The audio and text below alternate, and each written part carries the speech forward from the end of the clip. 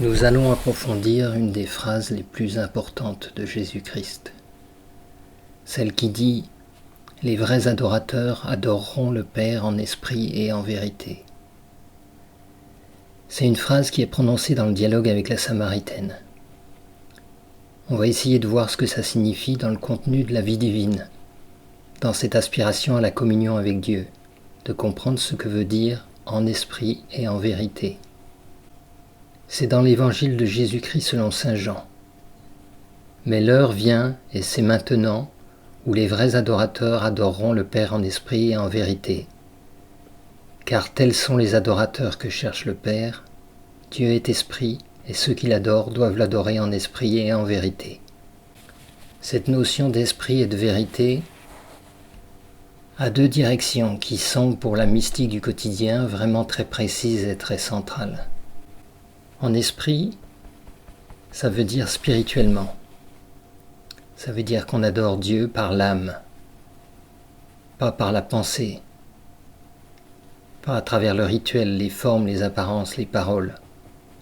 Ça doit être une expérience intérieure qui vient de l'âme. Spirituellement, c'est l'âme. En esprit, ça veut dire, contrairement à dans la tête ou dans les croyances mentales, c'est une expérience de communion et elle se fait en esprit. Et c'est dit à un moment par Jésus-Christ, dans une période similaire à la nôtre, où les choses sont beaucoup vécues en apparence. C'était le conflit qu'il y avait avec les pharisiens. Il y avait de la bonne volonté de leur part peut-être, mais ce n'était pas vécu en esprit. Donc ça c'est la première chose, spiritus, l'esprit, la spiritualité des strates profondes de l'être. La deuxième chose, en vérité, c'est aussi très précis, ça ne peut pas s'inventer. C'est le Dieu que l'on adore dans sa vérité, celle qui est définie par lui-même. En vérité, ça veut dire un Dieu qui n'est pas un arrangement personnel, un Dieu vrai, tel qu'il est. Il y a des points de repère, et l'idée c'est de ne pas en créer d'autres. La communion en vérité, elle est authentique, elle part de la vérité de Dieu. Et comment Dieu nous a révélé sa nature? Aletheia, en vérité, littéralement la vérité dévoilée, la réalité dévoilée. Voilà une sélection de quelques points de repère de la Bible sur la façon dont Dieu se définit ou est défini par ses prophètes. Dans Jean 4, 8, 16, Dieu est amour. Dans Exode 3, 14, 15, je suis qui je suis. C'est là mon nom pour toujours. Dans Deutéronome 6, 4, écoute, le Seigneur est notre Dieu, le Seigneur est un. Dans Exode 34, 6, 7, le Seigneur Dieu tendre et miséricordieux, lent à la colère, riche en fidélité. Dans Osée 11, 9, car je suis Dieu et non pas homme. Dans Jacques 1, 17, chez lui il n'y a ni changement ni ombre de variation. Voilà, ce sont quelques vérités, mais elles sont claires. Par exemple, dire Dieu est amour, ce n'est pas la même vérité que de dire Dieu est le mal ou il est la cause du mal, qui pourrait être une autre vérité dans une autre école. Je suis qui je suis, c'est la partie dans l'Ancien Testament où Dieu se présente dans le buisson ardent à Moïse. Et Moïse lui demande qui il est, et il répond « Je suis qui je suis ». Cette phrase-là, elle a donné lieu à pas mal de brainstorming, d'interprétation. C'est le fameux « je suis », mais pas seulement « je suis ». Pour compliquer, c'est « je suis qui je suis ». Il y a des gens qui l'ont interprété en disant que c'était presque une plaisanterie de Dieu. « Je suis qui je suis, ça ne te regarde pas, tu ne peux pas comprendre ». Ce qui est une possibilité. Mais c'est surtout « je suis l'être essentiel », je suis l'être qui est. Ça, c'est vraiment une façon avec laquelle Dieu se présente à travers les mots, sans se présenter complètement. La chose la plus importante, c'est cette communion en esprit. Ce n'est pas une communion en rapport avec des préceptes de la morale.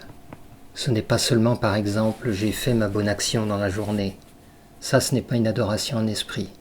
C'est bénéfique socialement dans la relation, mais ce n'est pas une adoration. Dans l'adoration, il y a une réalité, c'est le fait d'aimer Dieu. Ce n'est pas le fait de se faire aimer par Dieu non plus. Donc aimer Dieu, c'est quand même un acte particulier. Comment est-ce que j'aime Dieu? Si je me fais juste une idée arrangeante de lui, Si je plaque dessus mes peurs et mes préférences, est-ce que c'est ça, adorer la vérité de Dieu? Il y a une adoration en esprit qui, au niveau de l'âme, c'est comme un lâcher-prise, une façon de s'ouvrir à quelque chose qui est non seulement nouveau, mais qui est au-delà de la compréhension de l'esprit, du mental émotionnel. Et dans la vérité de Dieu, il faut accepter l'existence de l'exigence. Parce que la grande difficulté dans l'expérience de la foi, c'est justement d'accepter certaines manifestations dans le monde, où on se dit, est-ce que c'est Dieu? Est-ce que c'est le diable, par exemple? D'où vient le mal? Il y a un peu une confusion par rapport à ça. Mais Dieu est tendre, aimant, miséricordieux, il soigne et il pardonne, riche en fidélité.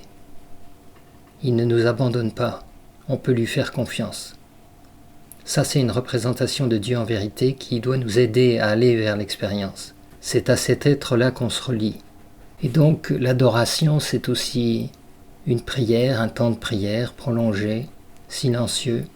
Et ce temps d'adoration, ce n'est pas un temps de parole. On laisse la place à Dieu. Ce qui peut s'exprimer alors, c'est la volonté divine. Le temps d'adoration, c'est un temps où on lâche même la parole, même la prière de requête.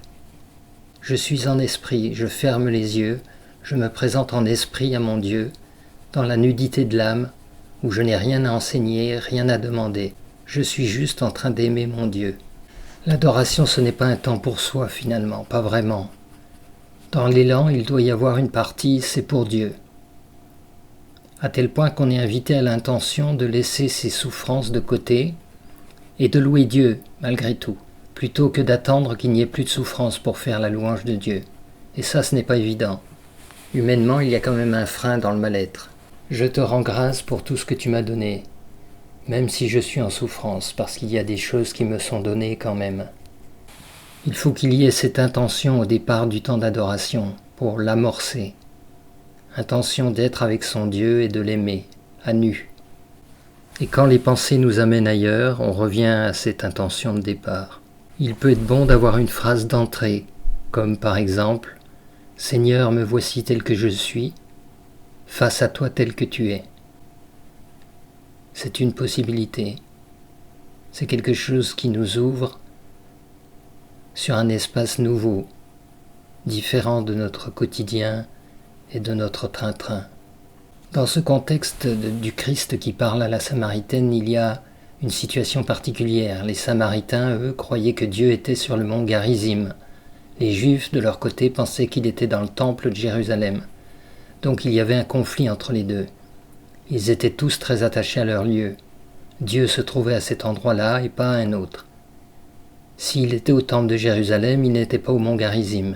S'il était dans ma paroisse, il n'était pas dans l'autre. Et c'est pour ça que le Christ dit justement à la Samaritaine, maintenant le moment est venu. Le Père ne veut que des gens qui adorent en esprit et en vérité, pas en géographie, pas dans un endroit où Dieu est plus qu'un autre. Le Christ dit aussi par ailleurs, quand tu pries, entre dans ta chambre, ferme ta porte, et prie ton Père qui est là dans le lieu secret. Matthieu 6,6. L'esprit permet de rejoindre le divin partout, mais à condition que ce soit en esprit. On n'est pas des croyants du dimanche où Dieu ne serait qu'à l'église. Il y est aussi, mais il n'est pas que là. Mais on rentre en adoration avec un Dieu dont la nature nous est donnée par sa parole. Et ça, c'est une forme de contrainte. Parce qu'on a tous eu tendance à essayer de faire ou de voir autre chose. Quand on a essayé de dire que Dieu était une sorte de réalité infinie, absolue, dans laquelle on va fusionner, c'était une extension de la vision du Dieu transcendant. Avec le Christ, la communion, ce n'est pas une fusion. On ne devient jamais Dieu. Dieu, c'est le tout autre. Ce n'est pas quelqu'un avec qui on fusionne.